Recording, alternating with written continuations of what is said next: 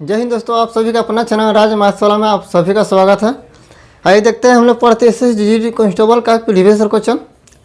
दोस्तों आप लोग से अनुरोध है, कृपया वीडियो को पूरा देखें और जो भी कमियाँ दिखे अपना कमेंट सेशन में सुझाव जरूर दें। इसके पिछले क्लास में हम लोग देख लिए थे क्वेश्चन नंबर 7 तक। ठीक है, अब देखते हैं क्वेश्चन नंबर 8। प्रश्न 8 क्या कर रहा है? यदि a b से 20% कम है तो 2b माइनस a बटा a का मान क्या है? प्रश्न दिया है क्या? a b से 20% कम है, a b से 20% कम है तो मान लीजिए इसका मान लीजिए 100 है b, तो ये कितना होगा? 80 होगा। इसको काट भी सकते हैं। रेशियो में इसका मान कितना होगा? 4:5। तो पूछ रहा है 2b माइनस a बटा a, इसका मान पूछ रहा है।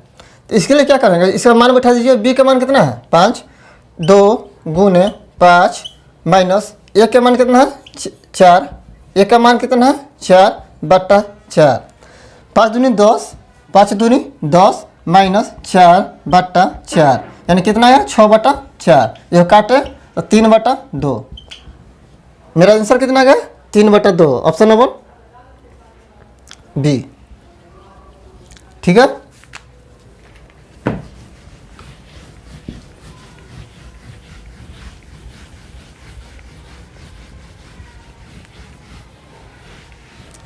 देखिए 9 नंबर प्रश्न 9 क्या करा? 12 व्यक्ति एक कार्य के आधे को 9 दिनों में पूरा कर सकते हैं। कितने व्यक्ति समान कार्य संपूर्ण को 6 दिनों में पूरा करेंगे? देखिए इसको 12 आदमी आधा काम को 9 दिन में, इसको MDF बैठा सकते हैं। देखिए 12 आदमी है, 12 आदमी है, किसी काम को 9 दिन में कर रहा है तो कितना भाग काम कर रहा है? 1/2 भाग, आधा काम कर रहा है। 12 आदमी लगा रहे हैं तो 9 दिनों में आधा काम कर रहे हैं, यानी 1/2 भाग काम कर रहा है। ठीक है, अब आगे प्रश्न क्या कर रहा है? तो कितने व्यक्ति समान कार्य को 6 दिन में पूरा करें? कितने व्यक्ति? आदमी की संख्या में थी मालूम नहीं है, तो आदमी की संख्या मान लीजिए x m y कुछ भी मान लीजिए। मान लीजिए कि x आदमी है, हमको 6 दिन में काम करवाना है और काम मेरा पूरा काम कराना था। पूरा भाग की चर्चा इस पर करते हैं 1 पर, परसेंटेज की चर्चा 100 पर करते हैं, भाग की चर्चा 1 पर। ये मान 1 भाग काम कर लिया ना, पूरा काम कर लिया वो। अब इसको काटते हैं। जैसे बट्टा में 2 है तो ऊपर आकर गुना हो जाएगा, तो कितना गया? 12 गुने 9 गुने 2 बराबर x गुने 6। 6 से काटा इसको, 6 दूनी 12, 2 दूनी 4, 9 चौक 36। x का मान कितना गया? 36।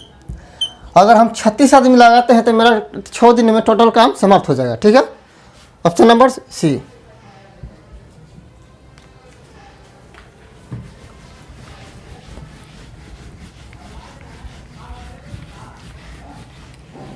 देखिए 10 नंबर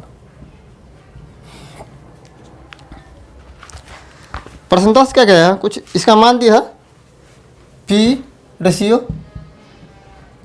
इसका मान कितना दिया? 5/6 और R/Q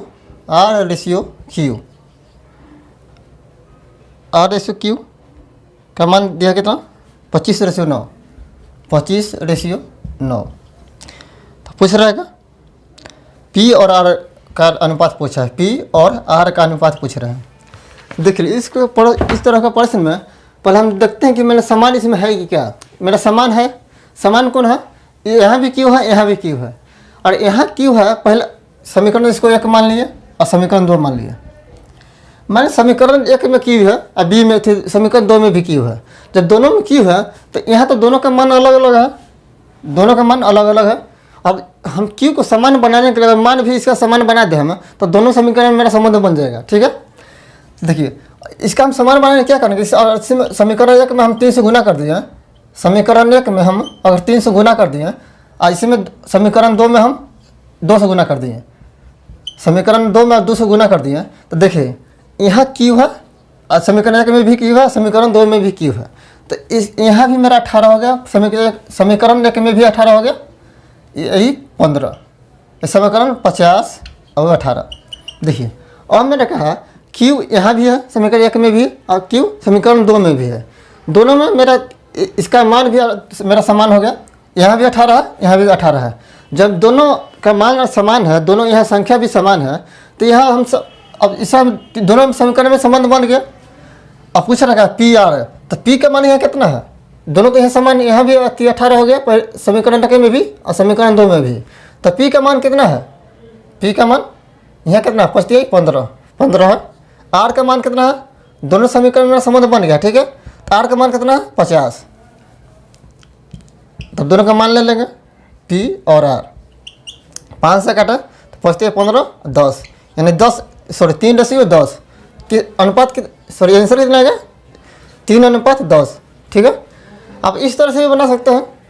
हम समान नहीं करना चाहते हैं, इसका दूसरा तरीका भी है। इसको अलग अलग निकाल लीजिए। पी और क्यू कितना था? 5:6। आर क्यू इसका कितना था? देखिए यहाँ था ना, या अब इस तरह से निकलेगा तो जो क्यू है यहाँ अंत हो जा रहा था, यहाँ शुरू करेंगे क्यू और आर। इस तरह से दूसरा तरीका से निकालने के लिए, और यहाँ जो लास्ट जिस अंक से हो रहा है यहाँ शुरू उसी से होना चाहिए। अब दिया है क्या? 9। पहले देखिए आर और क्यू का मान कितना देता है? 25:9। तो यहाँ पलट कर ले देंगे 9:25, ठीक है। अब इसको क्या करेंगे? पहले सीधा गुना करेंगे, 9 × 45, फिर इसके बाद तिरछा गुना करेंगे, 9 × सीधा 9 × 54, फिर इसको फिर सीधा गुना करेंगे। लास्ट वाले में लास्ट का अंक सीधा गुना करेगा तो 25 × 6 = 150 कितना आएगा? अब पूछ रहा किसका? पी। ये मेरा आ गया पी, ई क्यू और ई आर। पूछ रहा पी और आर, तो पी कितना है? 45 और आर कितना है? 50, सॉरी 150। जो 15 से घटा 15 से 45, 15 × 150। इस तरह से निकाल सकते हैं, ठीक है। असल में कितना आया था? ए। और कई तरीके हैं, किसी तरीके से निकालिए।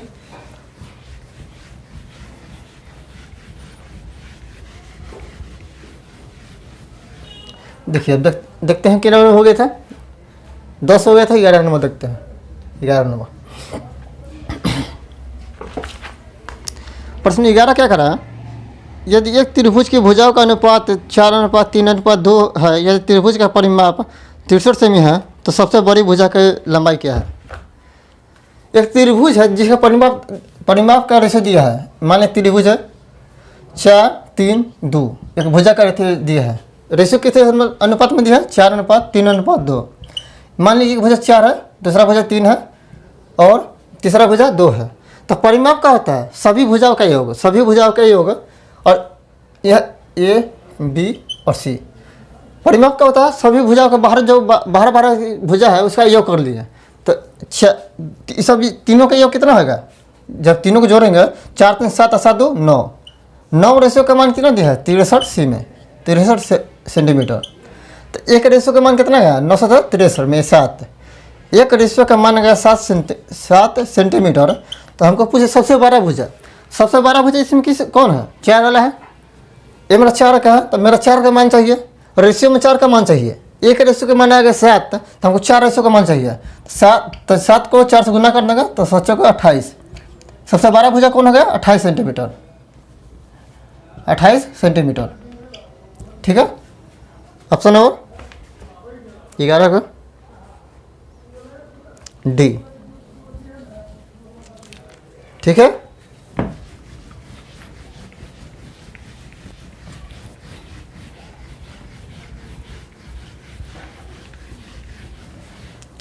देखिए 12 नंबर।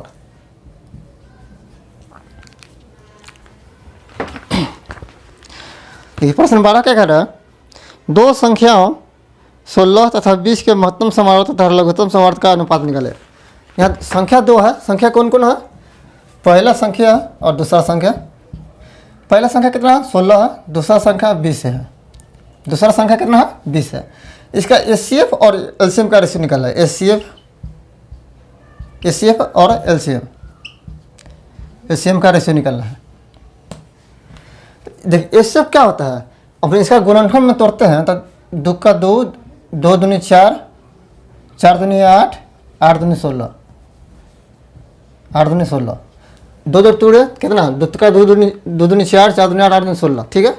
इसको तोड़ते हैं 20 को, 2 का 2, 2 दूनी 4, 5 के 20, 20 को क्या तोड़े 2 2 5 में। तो एच सी एफ क्या होता है, एच सी एफ मेरा वो होता है जो दोनों में समान हो। देखिए इसमें 2 है, इसमें 2 है, यानी 2 2 बार है, इसमें 2 और इसमें 2, तो जो मेरा समान होगा मैं लिखा जाएगा एच सी एफ में। तो समान के इसमें भी 2 है, इसमें भी 2 का 2 है, सॉरी इसमें 2 का 2 है, उसमें 2 है, तो कितना होगा 2 दूनी 4।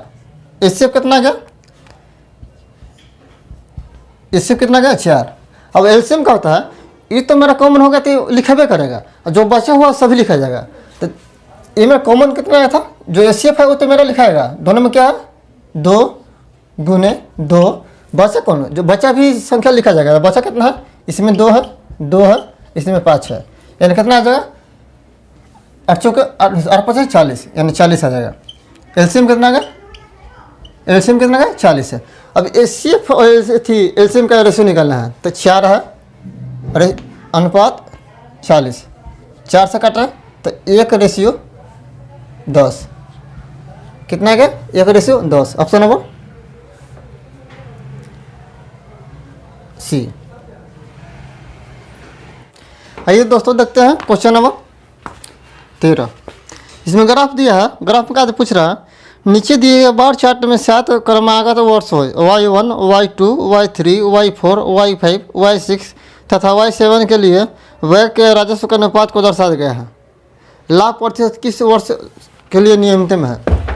देखिए इसमें ग्राफ में क्या दर्शाया गया है, कोई आदमी कितना मंथली कमा रहा है, उसमें ये व्यय है, मैं यानी खर्च कर रहा है।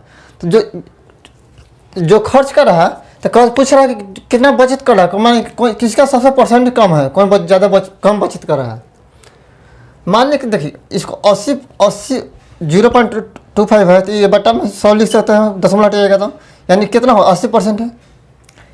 ये में 75% भी लिख सकते हैं, बट्टा में 100 आएगा।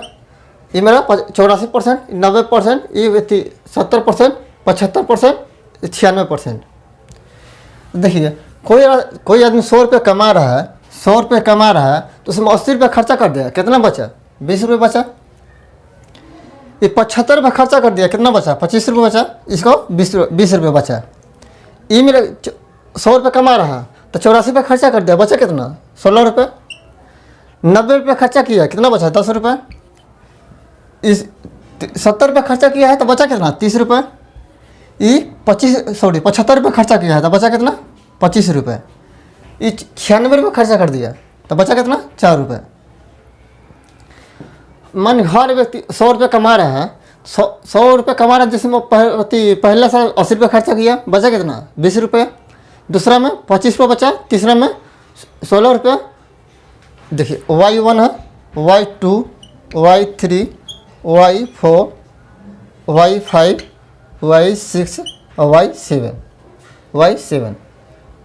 अब देखिए जोन सबसे बचत जोन में कम करेगा, बचत जोन में सबसे कम करेगा, तो उसमें प्रतिशत बचत सबसे कम होगा। लाभ प्रतिशत किस वर्ष न्यूनतम है, तो जिस वर्ष सबसे कम रुपये बचाएगा तो सबसे उसका बचत सबसे कम होगा। तो इसमें सबसे कौन बचा रहा है कम 4 रुपये। 100 रुपये कमा ही रहा है, उसमें 96 रुपये खर्चा कर दिया था, बचा 4 रुपये। तो 4 रुपये बचत सबसे कम खर्च थी, सॉरी सबसे कम बचत किस में है y7 में। सबसे कम बचत किस में है y7 में। सबसे अधिक पूछता तो ये y5 में होता है। पूछ रहा है सबसे कम, सबसे लाभ प्रतिशत किस वर्ष के लिए न्यूनतम है, तो y7 ऑप्शन नंबर ए। ठीक है, कोई व्यक्ति 100 रुपये कमा रहा है तो 96 खर्चा कर दिया, सबसे कम इसका बचित हुआ 4 रुपये, और सब में तो इसका पैसा तो अधिक बचा है। तो लाभ परसेंट सबसे न्यूनतम कौन में है y7 में। ठीक है।